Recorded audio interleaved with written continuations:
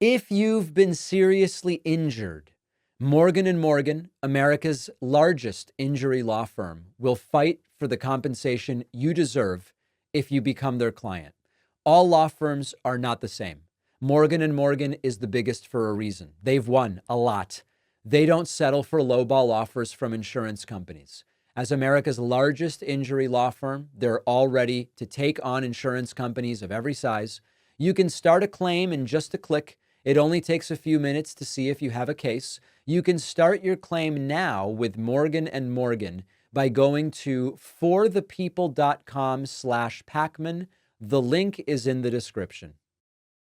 Welcome, everybody. We start today with a Trump voter who has been fired by Donald Trump and Elon Musk's Doge. And it's really a cautionary tale about when the theoretical becomes reality. We talked a couple of weeks ago about a man who voted for Trump and then his wife was deported. And then when his wife was deported, he said, I didn't think they were going to come for us, for the people who supported him. And of course, the theoretical becomes very real when all of a sudden the ICE officers are in your house, proverbially or literally in that particular case. We now have learned about Riley Cooper, who CNN interviewed. We tried to find contact information for Riley. I would love to talk to her. We were not able to do it. Riley explained, I voted for Trump, meaning I voted for Trump to select Elon, which meant Elon got to do Doge, and then Doge fired me. Let's take a listen, and truly a cautionary tale. Riley Cooper joins me now. Riley, welcome. Thank you for sharing your story. And I wonder, what was it like for you when you got the news that you were being let go? It was really hard. I was on the phone with my best friend, Kaylee, at the time, and we were just discussing her life and how things were going. And I looked at my phone and I had gotten a text from our union rep, and he told me that I was going to be fired the next day. And I told her, I have to go. I'm getting fired tomorrow. And my heart just sank. I'm so sorry this is happening, and the frustration you must be feeling, and perhaps anxiety about what's next. And of course, we're hearing a lot about following the campaign and the elections, about the mandate that people wanted to see a streamlined government, that they want to be able to right-size it in some way and rid of waste and fraud. That was not the motivating reason you were voting for President Trump. Does that impact the way you see any of this? Yeah, it's hard from my perspective to approach the current administration with hope. An administration she voted for, remember. You know, I've been dealing with infertility now for about a year. I've had multiple surgeries in my life. So, you know, going into the voting booth, the main thing on my mind was the same thing I'd been thinking about for the past 11 months. And it was, you know, I want to be a mom. And women who have gone through that experience, that heartbreaking feeling of wanting something that you might never have, they understand how much of your time is taken up with those thoughts. Now, many of you might be saying, wait a second, your main thing, and this is not to criticize Riley, right? I mean, I'm very empathetic to Riley's situation, but we also have to be realistic about how do we actually start winning some elections here? How could it be? Because I know I'm aware, and I know most of my audience is aware, if your main thing is I want to be a mom, infertility, IVF, women's bodily autonomy, certainly someone like Riley, I imagine, could appreciate that in figuring out how to get to her goal of being a mom, that's a conversation for her, her doctors, and her family. How do you end up voting for a guy who wants to impose so much of his and his party's will and opinions on what should be happening behind the closed doors of medical offices? How do you end up even voting for Trump in the first place? Well, let's see if she can explain it. And how overwhelming and lonely it can feel. So as someone who is more of a swing voter, sometimes that's what it comes down to, is those single issues. Because when you step into the voting booth, you're thinking of what's important to you and like the issues that are resonating with you in that moment. And for me in that moment, like it took me a while, and I made a decision that looking back, I'm not proud of, but it's the reality of my situation now. Riley, do you now regret the way you voted for Trump? I do feel regret, and I've had a lot of tumultuous thoughts about that day in the election booth. When you're voting on something that affects you so personally, it's really easy to get tunnel vision, especially in a voting booth when you're staring at, you have two options, right? I mean, it's not like you're given an endless amount of options to achieve your goals. And so afterwards, when I thought maybe this is my chance, I also had to come to terms with the fact that I was likely going to be a part of, taking chances away from other groups of people. And that's never sat well with me. I understand, sadly, you have been getting a lot of hate mail, a lot of negative reaction for even speaking your mind about how you feel since being fired. Can you describe some of that? People online get very brave. They can very easily say terrible things to you that they would never in a million years say to anyone's face. Isn't that the truth? I've had people tell me that, they hope that I never have a child and that I got exactly what I deserve. And as much as all of the terrible comments have been coming through, I've also received an immense amount of support, especially from women who have gone through IVF, who struggle with infertility. It's unfortunately a large group of us out there who deal with this. And I hope that more light comes to the issue of infertility. It's a terrible, lonely process. And I'm really glad that some people have reached out with, understanding. This is the end of the interview. There's 5 seconds left. So much of this makes sense to me. And what I mean by that is Riley was a swing voter, and it doesn't sound like her vote for Trump was a super strong vote in the sense that she was kind of back and forth. That I don't understand, given that the candidates were so different, but I'm not getting the impression that this is a sort of MAGA nut job. She made a decision based, I guess, on the issue that was most important to her, which she says are these issues of fertility and reproductive rights. What I don't understand is, if that's your issue, how on earth was it a question whether you would vote for Harris or Trump? Now, I know that Trump nominally said, I'm going to be the best on fertilization, which had this ick factor that can barely be put into words. Trump said that, but any relatively informed individual would know that on that issue, Trump's not the guy for you. The Republican Party of 2024, now 2025, these are not the people for you.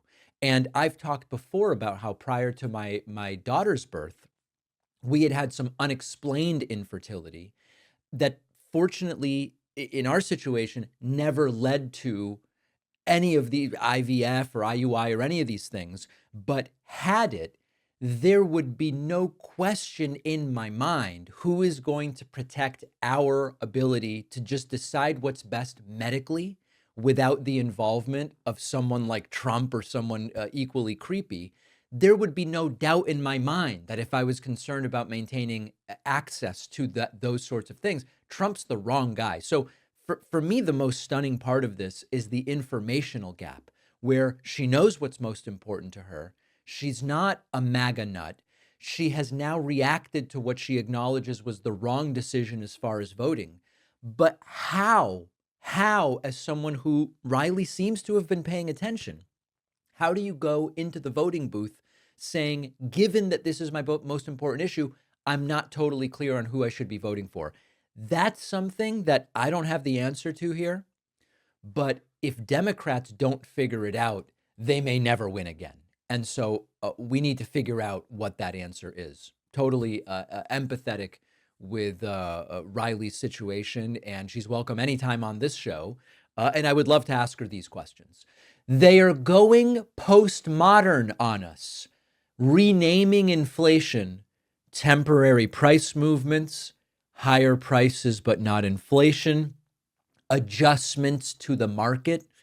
We are now going to see those who attack the left's postmodernism, where everything can be called whatever you want to call it and nothing has any fixed meaning. They are now going to participate in the very postmodernism that they claim to attack. I'll give you the first example. We're going to have some others later. Howard Lutnick went on Fox News yesterday and said, no, we aren't starting to see inflation. We will see a period of higher prices, which you and I understand is inflation. Take a listen to this, and there's a lot to discuss here.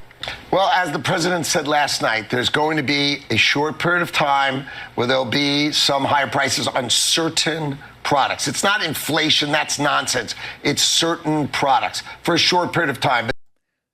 Products, some of them, will cost more for a period of time. Well, that's what we call inflation. Now, let me add an additional wrinkle to this. During the end of the Trump presidency, early in the Biden era, as inflation started coming down, still positive, right? Positive inflation, but lower rate. The MAGA people said, we will never consider this issue dealt with until the raw and absolute price level goes back down. And as I've explained to you, that very rarely happens in growing Western liberal democratic economies. In order to see true price reduction, we are talking about deflation. And deflation is relatively rare when the economy is humming along.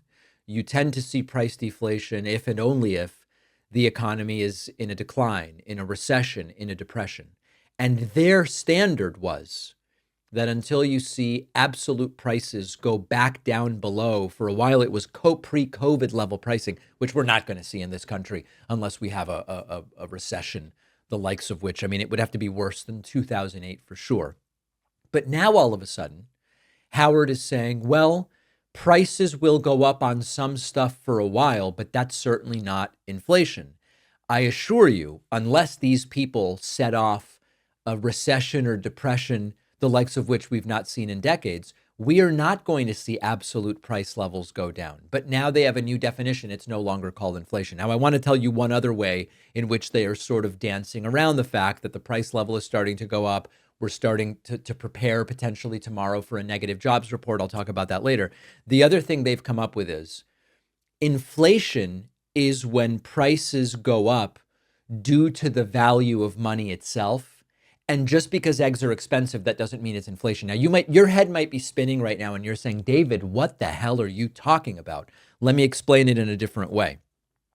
Some of these people, in order to claim we are not about to see inflation go up, they are saying if the actual price of stuff goes up because of, for example, the cost of inputs, right?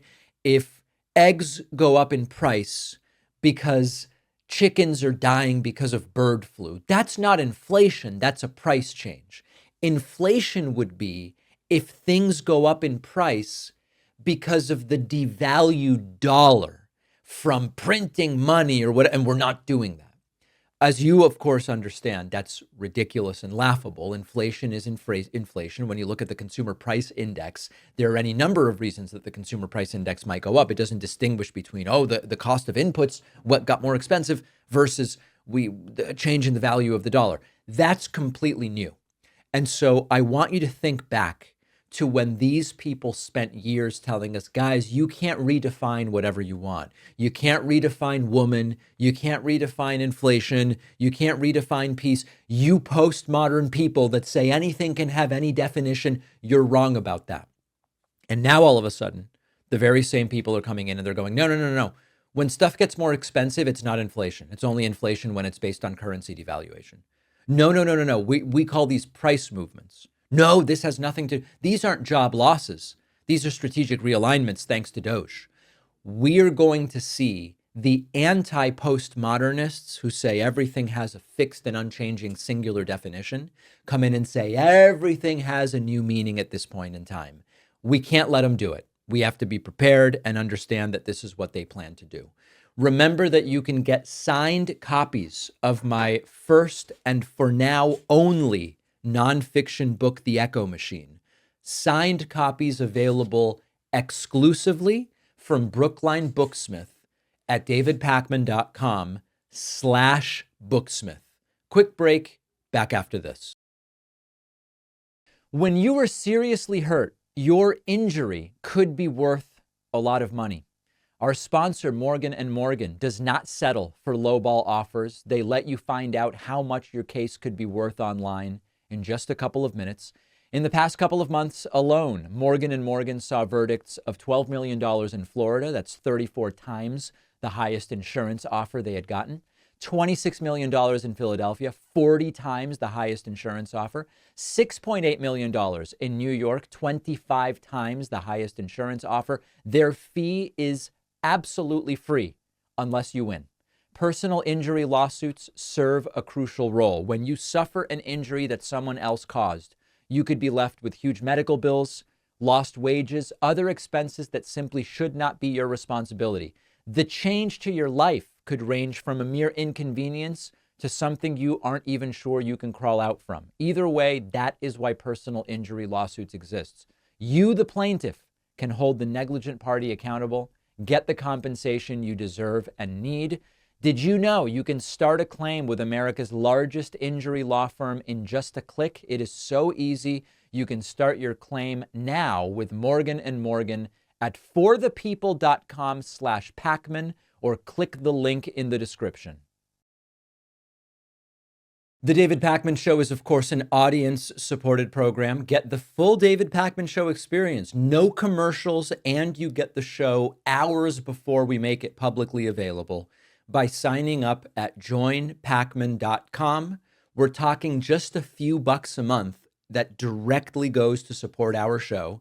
But we do offer a discount, not means tested, available to anybody with the coupon code It Will End Soon. That's all one word, all lowercase, no spaces. It Will End Soon, which you can use to discount any membership at joinpakman.com. The United States has had 49 consecutive months of job creation.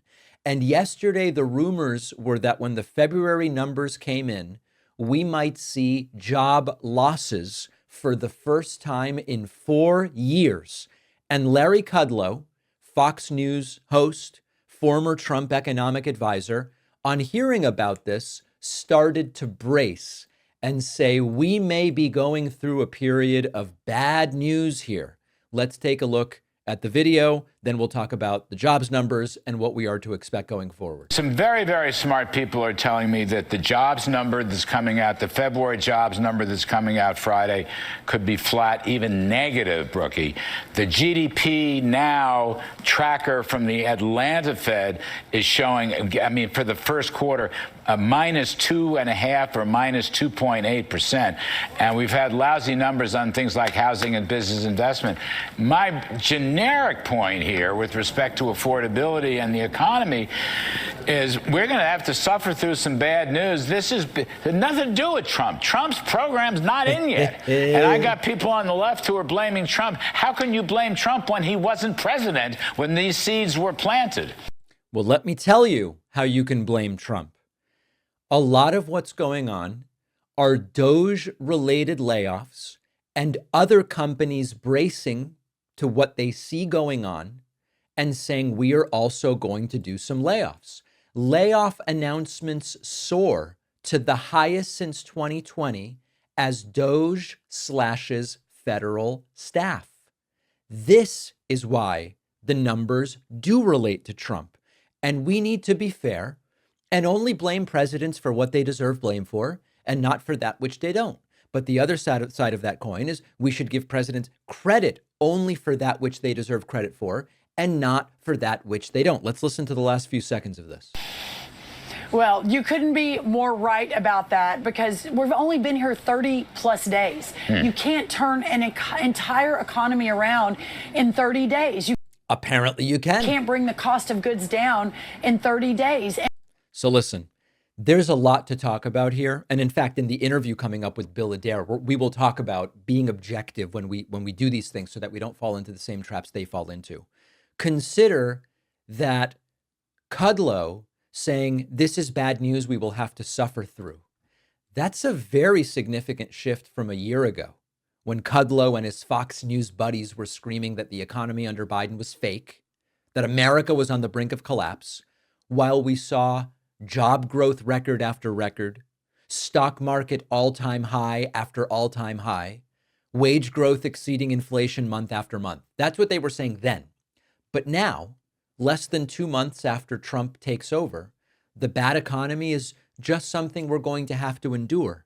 And it has nothing to do with Donald Trump. Now, if even Kudlow is predicting this, it's probably worse than he's letting on. Now, tomorrow we will get the actual jobs numbers. It's important to mention that the ADP numbers, which are an estimate, came in at 77,000 new jobs rather than the 140,000 that were originally projected. So best case scenario, ADP's estimate is that job creation came in at 50% of what was originally predicted. That is a disaster. We will get the official numbers tomorrow and see how bad it is. But the thing about Kudlow is that he's not just sounding an alarm. His entire job is pretending that things are on fire when they are fine, if it's a Democrat in the Oval Office, and pretending that things are fine if they're increasingly being set on fire when it is a Republican in the Oval Office. And if Kudlow is admitting we could be looking at a negative job number, Trump's economy may already be falling off of a cliff. Another disastrous stock market day in the making right now as I am recording this. And yet, and this is the critical part, this is exactly what Trump said was not going to happen. Trump told us that on day one, he would turn things around. Hilariously, he does seem to have turned things around, but he said he would turn things around for the better. We were told we would see instant success. We would see booming jobs and a roaring GDP, and they were going to save Christmas, and you'll be able to say Merry Christmas again. And Kudlow bought into it. Kudlow said, this is such great pro-growth stuff that you will see it immediately. And instead, the numbers are tanking. And Fox News is scrambling to soften the blow. They will just keep blaming Biden for it. Never mind that Trump came in and fired everyone remotely associated with Biden's federal government. And it turns out that in general, all of these government layoffs, they aren't good for economic growth. It turns out firing endless numbers of workers, picking unnecessary trade fights, creating economic uncertainty, this is not a good way to keep the economy strong. So get ready. If the numbers are bad, Fox is going to spin it. If the numbers are good, Trump's going to get credit. And if the numbers are really, really bad, well, then they might try to blame it on Hunter Biden rather than Joe Biden. That's how low they're going to go. So that's Larry Kudlow. Let's now see how other Fox News hosts are handling this. If you listen to Donald Trump, if you listened to Trump during the 2024 campaign, you would think that the moment he steps back into the Oval Office on January 20th, the White House will immediately cause the economy to boom. Gas prices would instantly go down. Inflation would be magically gone. Egg prices would go down. Jobs would be the best numbers in history. That is the fantasy that Trump tried to sell us and succeeded in selling to his supporters during the campaign. They ate it up like it was being ladle fed to them. But now reality is setting in. And the early jobs estimate from ADP is 77,000 new jobs versus 140,000 expected. As we already looked at, Larry Kudlow is being told the official jobs numbers tomorrow, Friday, could actually see job losses for the first time in 49 months. And Fox News is scrambling with what to do with it. In comes Maria Bartiromo, one of the biggest brown-nosing cheerleaders of Donald Trump that there is, and she was forced to acknowledge the ADP report is 77,000 jobs versus the 140,000 estimate that we were expecting. And of course, She insists there is one man to blame for this, and it is Joe Biden. The group has been reporting, and we just got the jobs numbers out, Congressman. The ADP number is crossing right now. 77,000 private sector jobs were added to the economy last month. This is the lowest number of jobs added to the economy last month since July. This is the February ADP report. Now, obviously, this is not a result of President Trump's policies, because this is a result of Joe Biden's economy that of course Trump inherited. But how worried should we be that you've got the Atlanta Federal Reserve now expecting a contraction in the first quarter, and as you cut government spending, you're going to actually impact the jobs numbers? You've got the jobs numbers out at the end of the week here for the month of February. What's your take? Yeah, listen, what we're about is this America First agenda, where we're going to be increasing the supply side, increasing production, limiting the imports, because as has been pointed out, we have a $370 billion deficit in exports versus imports. So we're losing the trade game.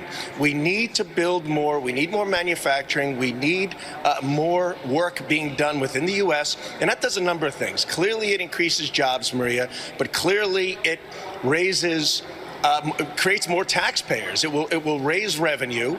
It will increase supply side, meeting. All right. So can someone tell me when Trump's policies start?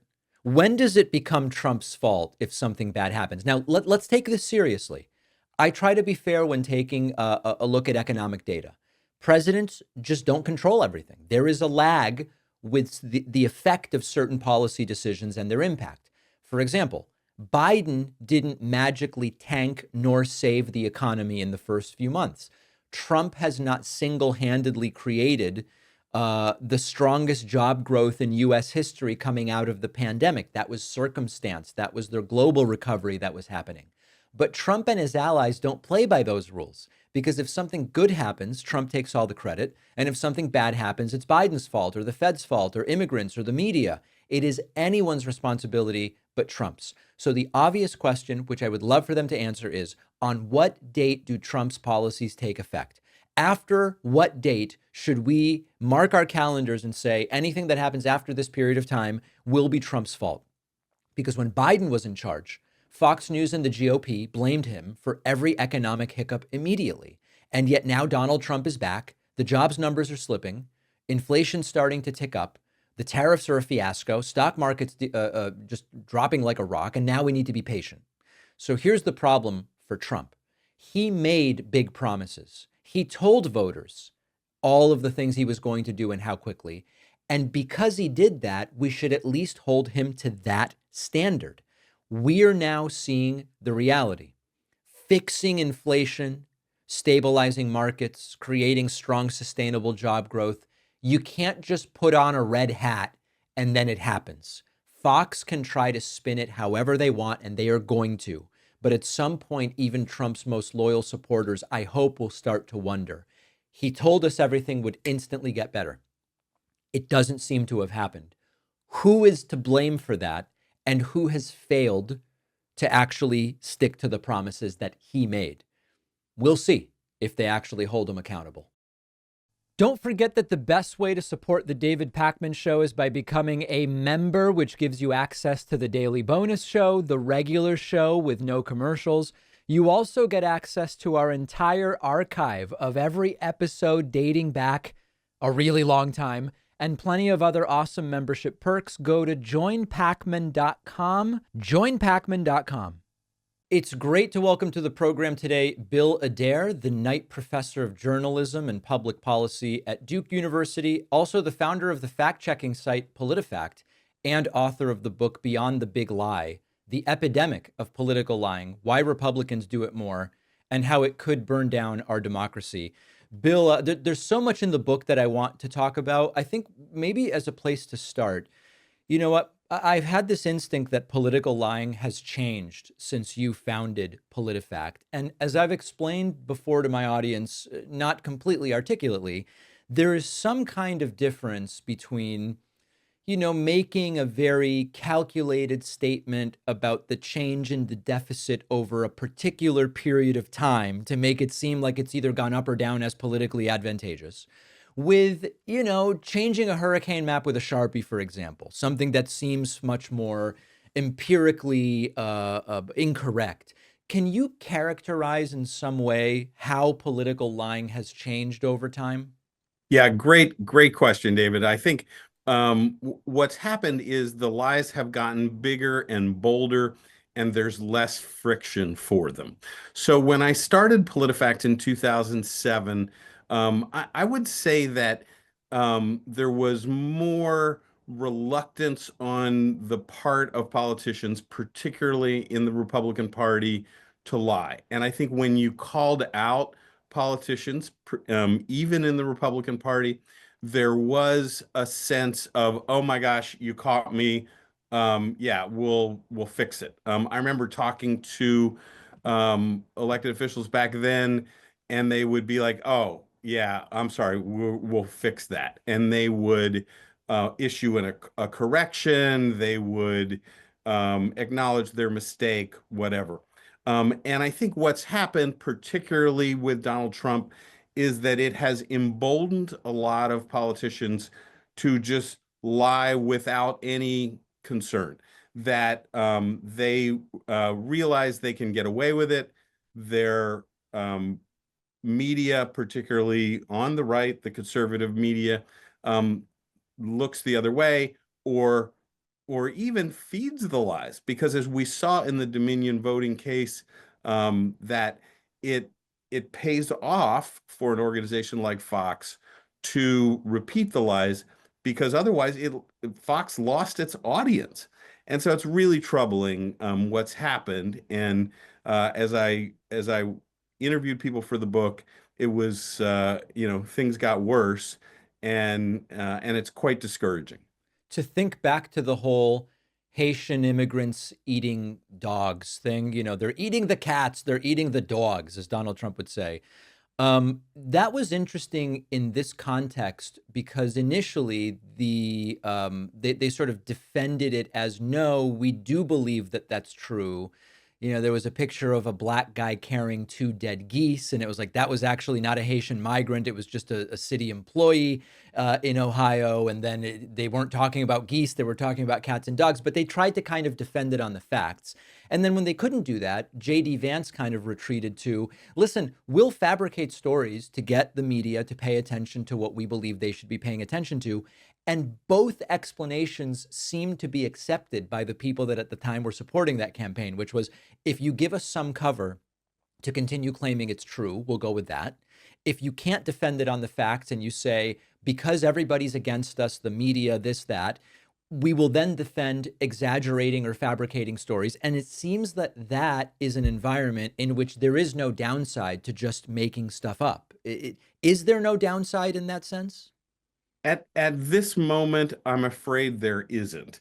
And I do, in Beyond the Big Lie, have some thoughts about how we can change this, and we can talk about those. But at this moment, I'm afraid that there are an awful lot of enablers, or at least people and media organizations that look the other way. And it's just amazing to me, David, like how did this happen? How did journalism organizations that really are no longer journalism organizations, they're propagandists, allow this to happen, to just pass along these falsehoods without any concern? And it's really troubling. You recounted exactly what happened in Ohio, and it's they were just shameless about it. And I found the whole thing, just day after day, that it just got worse and worse and worse. And there doesn't seem to be a political consequence now. We need to change that. The next layer has also been attacking the concept of fact checking as biased in and of itself.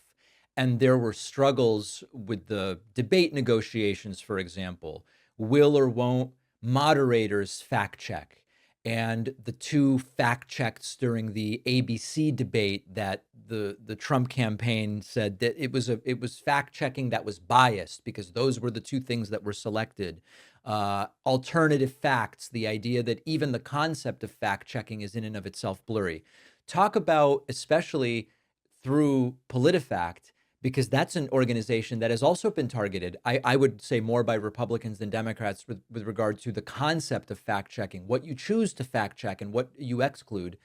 Even that as an idea is now being attacked, which interestingly to me sounds very much like the postmodernism that they claim to oppose, where everything, you people on the left say anything can mean anything, but now they're saying, well, even fact, what does it mean to fact check? It's just very convenient, isn't it? That when you're called out for lies, to then say that the people who are calling you out for lies are biased. And we faced that since the beginning, and the fact checkers have not been able to stand up for themselves, because to do so would acknowledge the reality that there was more lying from the Republican Party. And so the fact checkers have been reluctant to do that and very cautious because they want to appear impartial. So what I did with the book was talk about this for the first time, now that I'm no longer affiliated with PolitiFact. But it's just very convenient. My analogy for it is, now as a professor at Duke University, I understand this because I'm a basketball fan, and I know that the referees in college basketball are all biased against Duke. And they're always calling fouls against Duke, and it's just always the case. And so that's unfortunately the reality that we have in American politics. You're always calling out my team, therefore you're biased. But the reality is that there's just so much more lying on the right. There's so much more lying on the right from the conservative media. And it's created a terrible situation in our country that makes it really difficult to have a serious conversation about issues such as immigration, climate change, crime. We just can't have serious conversations because there's no agreement on facts. And we need to turn that around. In my forthcoming book, I talk about a Pew study that was done, wherein people were given 10 statements and were told to identify which of these are statements of opinion and which are statements of fact. And although Republicans did a little worse on it, neither group did particularly well, which seems to be, as it connects to media literacy and critical thinking, part of the issue that has allowed the lying to maybe be more successful, which is there seems to be some core inability or limitation when people see a statement, chocolate ice cream is the best type of ice cream. And they might say, well, if I can demonstrate it's the most popular, maybe that statement is true. And it's like, no, that still wouldn't make it a statement of fact. It's still a statement of opinion. That structural problem must be playing into this, at least to some degree. Oh, I agree.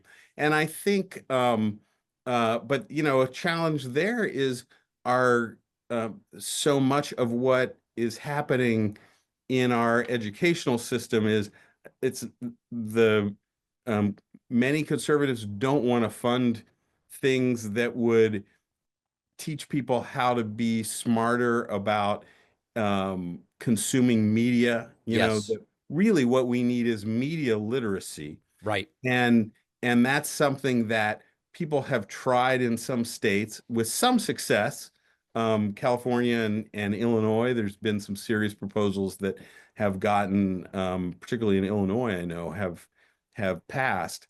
Right. But in other states, that's a dream because there's just so much opposition from Republicans.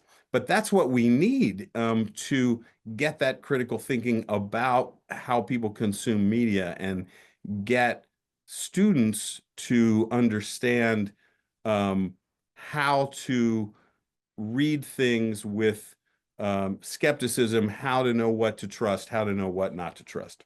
There's an incredible little news story about critical thinking being taught to pretty young kids in Finland in Spanish as part of Spanish class. And every time I see that, it's just, we are really behind here in a lot of different ways. Absolutely.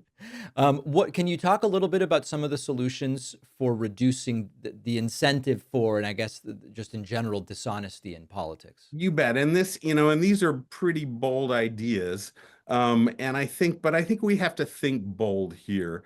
And so what I tried to do in the book was think about, well, what is the incentive for politicians to lie? And then how might we attack that? How might we create disincentives or incentives to tell the truth? And so I Yeah. came up with a few that are sort of outside the box. One is to take an idea from the Republicans themselves, which is the idea of a pledge.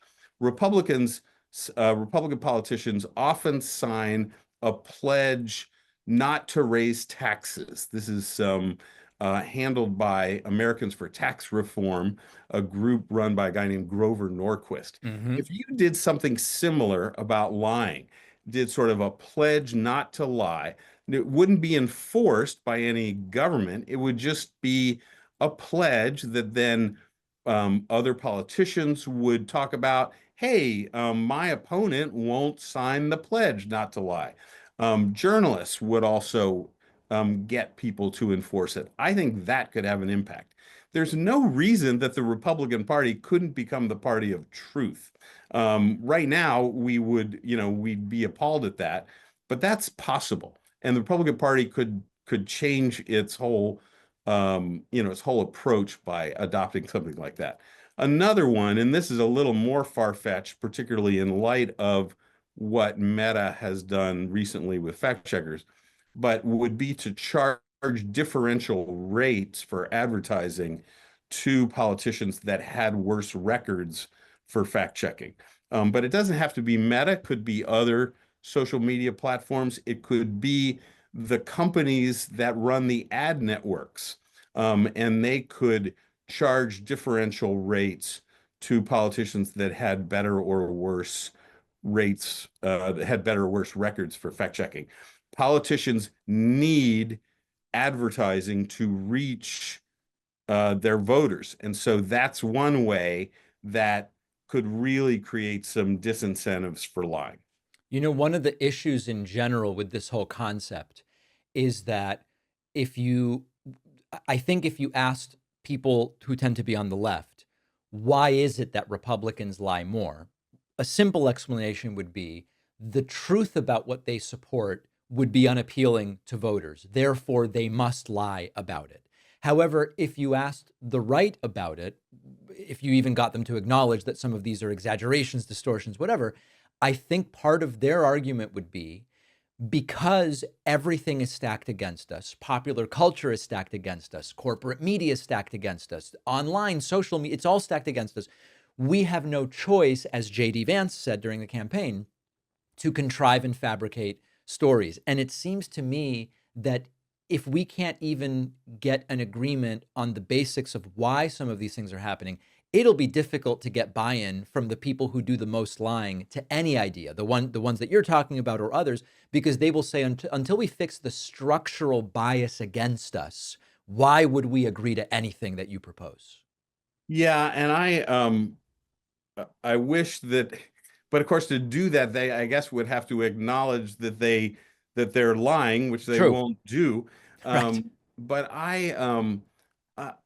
I wonder, if you could conduct an experiment where you said, absent lying, would a substantial number of people still support their policies on immigration? Maybe, Right. I don't know.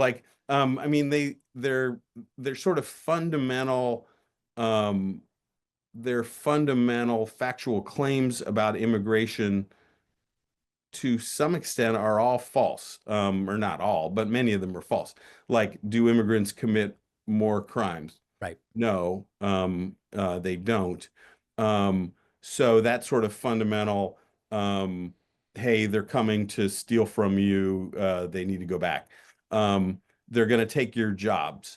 Well, I don't think the facts totally support that. I mean, I think there's shades of gray on that one. So it would be interesting on a level playing field how much their immigration policies would stand up. A lot of people might still support it. Hey, we'd like tighter immigration policies, but it's too bad that we can't have that honest conversation. One other thing I want to mention, which is I think that implicit in some of the resistance to acknowledge maybe what fact checkers would agree on as the empirical truth comes that on some level, some of these Republicans know that if they just acknowledge the facts, it must then point to a certain policy, which they don't like. And what I mean by that is some of the resistance for a long time to acknowledge the science of climate change was not because they genuinely didn't believe it, but because if you acknowledge it, they assumed it means we must enact certain policies that they don't like. And, maybe it does or maybe it doesn't. I tend to think that if we could just get on the same page as to whether it's happening, then we debate what the policy should be. It doesn't necessarily have to mean your stakes and SUVs get taken away. Maybe it does, maybe it doesn't. I don't know. But I think implicit in some of the immigration stuff, if they acknowledge actually immigrants don't commit more crime, it undermines a lot of the policy they want. And I don't know how we fix that, which is let's agree on the facts first without assuming what the policy would be. We can then debate the policy, but I think they know that some of these things, it's so obvious maybe to a degree that some of the policy proposals don't make sense if they agree to what the facts are, that it creates a roadblock to even really establishing the facts, if that makes sense. Yeah, great point. And I remember covering Congress when there were Republicans who were open-minded on immigration and believed that there were paths to citizenship that they could support. Excuse me, like a bill that would create ways that immigrants who were already here could be granted citizenship with some restrictions. They might have to go back and then return. And those Republicans have long ago abandoned those policies because anything like that became unacceptable in this fact-starved environment. The book is Beyond the Big Lie: The Epidemic of Political Lying, Why Republicans Do It More and How It Could Burn Down Our Democracy. We've been speaking with the book's author, Bill Adair. Bill, thank you so much for your time today. You bet. Thank you so much for having me. If you value what we do at The David Pakman Show, remember to support us on Patreon. Go to patreon.com/David Pakman Show, where you can get access to behind-the-scenes videos, the Daily Bonus Show, the commercial-free Daily Show. You can support the show for as little as $2 a month. Check it out at patreon.com/David Pakman Show. Ladies and gentlemen, tonsil stones. It really happened again. Donald Trump, the grossest president in American history, has once again ejected what appears to be a tonsil stone on national television in the middle of a public event, his very big, important speech to the nation on Tuesday night, in which he said people are being too mean to Vladimir Putin. Now, before we get into his latest projectile incident, remember that back in August, Trump launched one of these things right out of his mouth into the void. It was like watching a nature documentary, but instead of majestic wildlife, it was a then 77-year-old man, I guess, coughing up mystery gunk in front of his adoring fans. And when I saw the speech on Tuesday night, I sort of half-jokingly posted to Blue Sky during the speech, it looks like Trump shot out a tonsil stone again. See it on his left sleeve? And it appears that actually happened. I was sort of half joking, but the moment it happened has now been isolated. I'm playing it for you here, and you sort of see it shoot out, and then it's on his left sleeve. You see a white dot there on his left sleeve. It's not there. It shoots out of his mouth, and there it is on his left sleeve. It appears indeed to be what happened. Now, typically, tonsil stones happen when food, bacteria, dead cells, they get stuck in the crevices of your tonsils and they harden. And so either Trump has like particularly cavernous tonsils or something. Now, I don't want to pretend that this is the biggest story in the world. Look at what's happening in the economy. But there is some interesting symbolism here. Now, by the way, I had a tonsil stone one time. Fortunately, it didn't shoot out during a show. It just disappeared like COVID was going to in Easter of 2020. One day it was just gone. But Trump is the physical embodiment of corruption and decay and a buildup of nasty, rancid garbage that we should have cleaned out a long time ago. All right, you see the imagery and the analogy here? And yet somehow he, like the tonsil stones, continue to reappear in our lives when we maybe least expect it. Tonsil stones are the Trump presidency. They fester, and even when you think they're finally gone for good, they come back to haunt you. I hope the imagery and the language is relevant. All right, now on to something more serious. It's getting very bad with our allies. I don't know to what degree this is all going to come to a head and maybe lead to the, speaking of ejection, the ejection of Elon Musk, either out to Mars or at least out of Washington, D.C. But we are now seeing a feedback loop visible on Trump's Truth Central, wherein he and Elon Musk are increasingly antagonistic of our allies, which of course our allies aren't just going to sit back and take it. It leads our allies to then say, hey, we're going to do something. And I'm trying to find the right way to frame this here. And then when our allies do something, it just sends Trump for a loop again and triggers him wildly. So this is just the last few hours on Truth Social. Trump, Justin Trudeau of Canada called me to ask what could be done about tariffs. I told him many people have died from fentanyl that came through the borders of Canada and Mexico, and nothing has convinced me that it has stopped. Now, remember, we've talked about almost no fentanyl is coming through the Canadian border. He said it's gotten better, but I said it's not good enough. The call ended in a somewhat friendly manner. He was unable to tell me when the Canadian election is taking place, which made me curious, like, what's going on here? I then realized he's trying to use this issue to stay in power. Good luck, Justin. Trump continuing. For anyone who's interested, I also told Governor Justin Trudeau of Canada that he largely caused the problem we have with them because of his weak border policies, which allowed tremendous amounts of fentanyl, as Trump calls it fentanyl, maybe I should say it that way, and illegal aliens to pour into the United States. These policies are responsible for the death of many people. Remember, the facts are almost no fentanyl is coming over the Canadian border. Trump then levying a threat against Hamas. Shalom Hamas means hello and goodbye. You can choose, release all of the hostages now, not later, and immediately return all of the dead bodies of the people you murdered, or it is over for you. Only sick and twisted people keep bodies, and you are sick and twisted. I am sending Israel everything it needs to finish the job. Not a single Hamas member will be safe if you don't do as I say.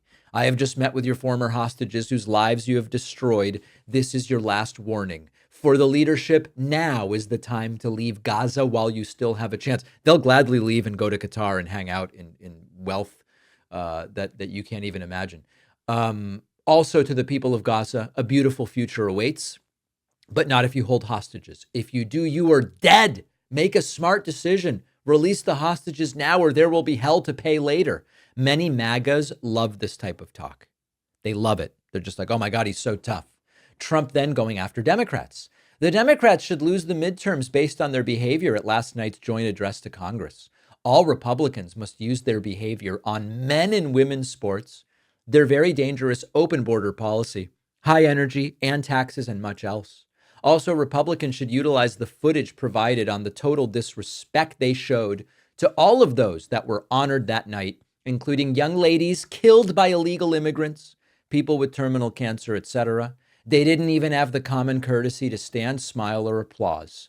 This could be, on analyzing the full tape of this historic event, your full campaign to victory. Just over and over and over again. Trump, we have notified the mayor of D.C. she must clean up all of the unsightly homeless encampments, etc., etc. Government funding runs out next week. Democrats are threatening to shut down the government. But I'm working with the great House Republicans on continuing resolution to fund the government until September. On and on and on. The fake play the ref news in order to create a divide between me and our great U.S. Supreme Court heard me say last night, loudly and openly, as I was walking past the justices on the way to the podium, thank you to Chief Justice John Roberts. Like most people, I don't watch fake news CNN or MSDNC, but I understand they're going crazy asking what it is that I was thanking Justice Roberts for. They have never called my office to ask, of course, but if they had, I would have told these sleazebag journalists that I thanked him for swearing me in on Inauguration Day and doing a really good job in so doing. The fake news never quits. Does anybody believe that's what Trump was thanking him for? It's just endless. We're not going to go through all of these. Massive trade deficit with the world just announced. Compliments of sleepy Joe Biden. I will change that, posting videos and propaganda. This is the feedback loop from hell. Trump antagonizes everyone. They respond, and Trump uses their response to justify more antagonism. So here's where we are, and here's where this is going. We are up against a potentially disastrous economic situation and a disastrous global alliance situation. My commitment to you is what I have been doing for a long time, which is I am not neutral in that I have a political perspective, but I am going to do everything I can to objectively tell you this has to do with Trump and this does not. This is something that has to do with Trump's policies, and this is something that has to do with broader business cycles. But I am also going to be clear with you, even if there are issues that are bigger than Trump's policy, if Trump made promises that he's now failing to keep, like, for example, egg prices will come down right away, it's true that there's bird flu. It's true that we have a global or bigger than Trump at least situation with eggs. But Trump's promises must be evaluated. And you can't just say, oh, he's stupid, so he makes promises he can't keep. Well, then he should be held accountable for that. That is my commitment and my goal here. Now, on today's bonus show, we are going to hear, as producer Pat's investigation in Mexico continues, he now has had an encounter with rude Americans in Mexico, and he is going to tell us all about it. Get today's bonus show by signing up at joinpacman.com. And remember that we are continuing to try to surpass the right-wing agit trash of the podcast world. Make sure you are subscribed to the audio podcast on Apple Podcasts, subscribe on Spotify, leave a review. Even if you watch the videos on YouTube, it helps us so much when you subscribe on these podcast platforms. I'll give you updated ratings numbers tomorrow. See you on the bonus show, and I'll be back, of course, with the Friday show.